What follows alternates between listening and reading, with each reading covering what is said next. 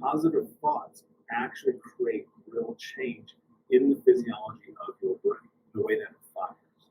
And so when you think about the way that you are stepping into who you are, most people, the vast majority, I would argue, step into change about who they are, about looking at the negativity of it through the scope of discomfort.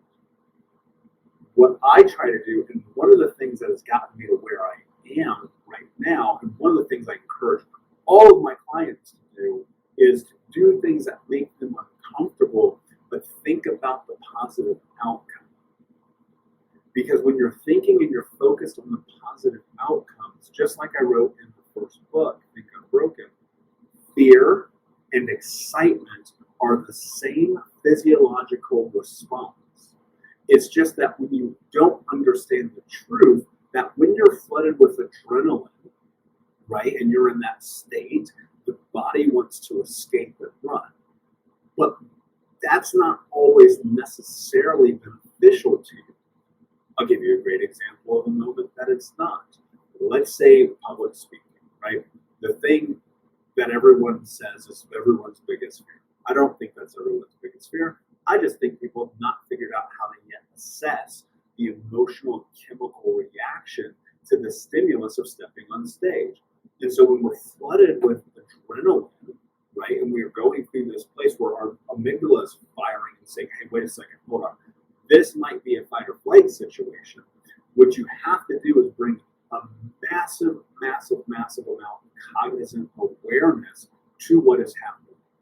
And so when you have this emotional response to stimulus, which you effectively will, this could be anything from love to, anger to, car accidents, or stepping into rooms where you're unknown, or cooking dinner, or anything. The way that you think about that moment matters so much, because that's where you're going to create the emotional response to it through awareness. And so when you're getting ready to go on stage, again, we're using this for context because I think it's this common fear a lot of people have, is when you're having that adrenaline and your stomach feels weird and your hands get tingly and numb and you get tunnel vision, what you have to understand is that is your brain preparing you for fight, flight, freeze, fawn, right? That's such a sympathetic response. And in that moment, if you can ask yourself this question, which I think is incredibly important question, am I safe? Am I safe? If you can ask yourself that question, you will notice that the adrenaline rush that you're having will actually, if you're paying attention, will actually begin to subside. Because you have to remind, look, your brain is trapped in darkness. It's not actually really, it's interesting because there's a lot of conversation of what controls the brain, the mind or the brain. And I think it's the mind. I think your thoughts, I know this, and I think Dr. Carolyn Leaf will prove this as well. Like your thoughts, what you think are controlled first, right? It's thought and then action. And so in these moments of stepping into the unknown, of being who it is that you are, there is often that response that is physical that is happening. It could be anything. I mean, the first time that you, like, here's a weird example. Let's say you want to go roller skating. You haven't been roller skating before, or you haven't done it since you were 7, and now you're 47. I want to go roller skating. But that nervousness, that sensation comes up with you. Now, if historically, when you have tried things that are uncomfortable and you failed through them, or you didn't go as you planned, or maybe there's a little bit of embarrassment tied with it, your brain will go, no, you can't do it, right? How many people do you know? And you may be one of those people. I used to be one of these people where someone would ask me, hey, do you want to go do this thing? And it'd be something I was actually interested in doing, but I would default to no. How many of you guys are defaulting to no, where you're just, I can't, no, I can't, no, it's too much, too embarrassing, too, right? There is, I believe this to be true, there is an amount of fearlessness that you as you are creating, and the willingness to ask yourself when faced with stepping into this new understanding of who you are and having the emotional response that you're having, to ask yourself, am I safe? Because chances are you are safe. Now, of course, there's context in this. You can be skydiving, it's a totally different situation.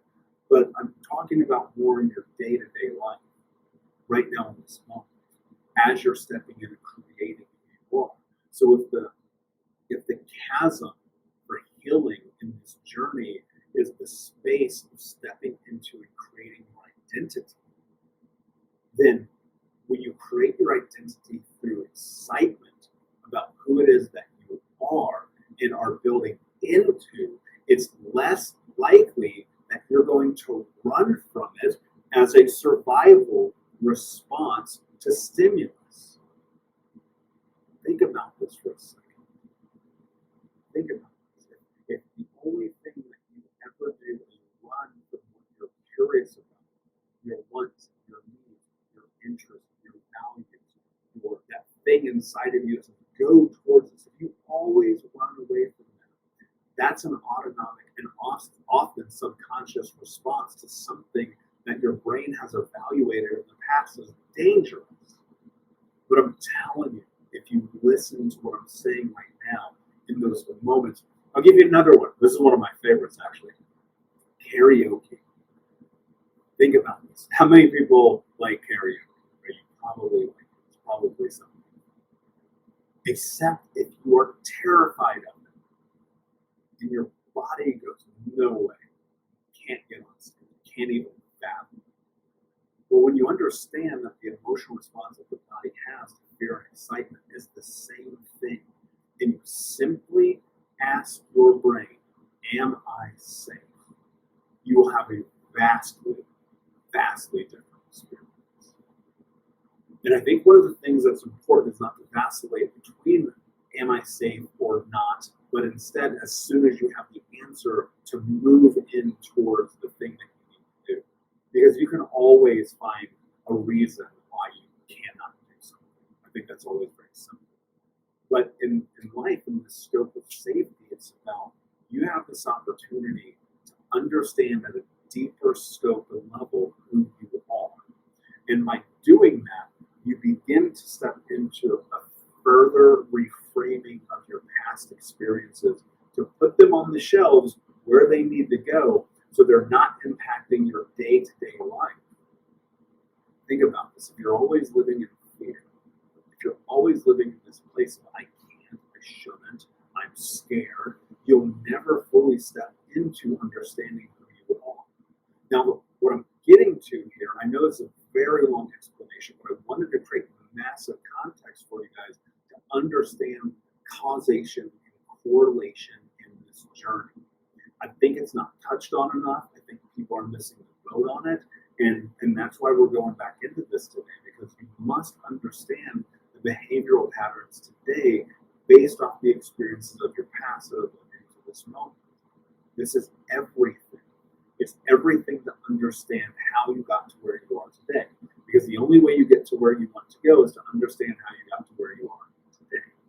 And so, as you're going through this process, and you said, this is who I want to be. This is who I believe that I am. This is who I have this ideation about myself that I want to explore.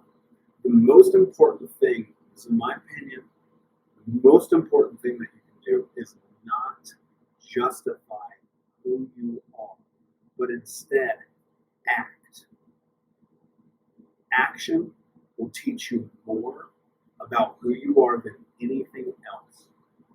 Most people will go and ask permission to be themselves before actually being themselves. And this is dangerous. Why?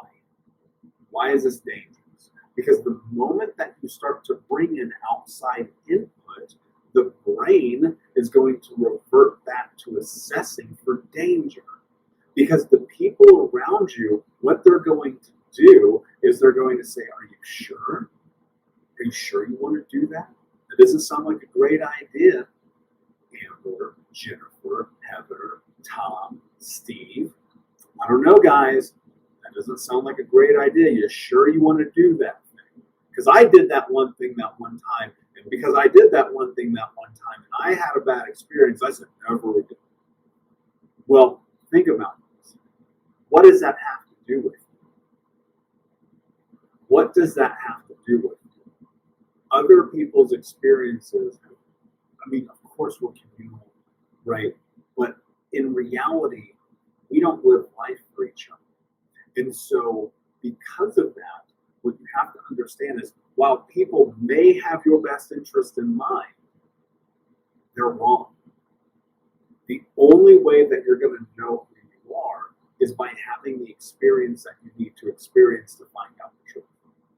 How do you find out who you are? By, instead of asking, which is a form of justification, right? Is it okay if I do this thing? Is it okay? Can someone please give me permission to be me?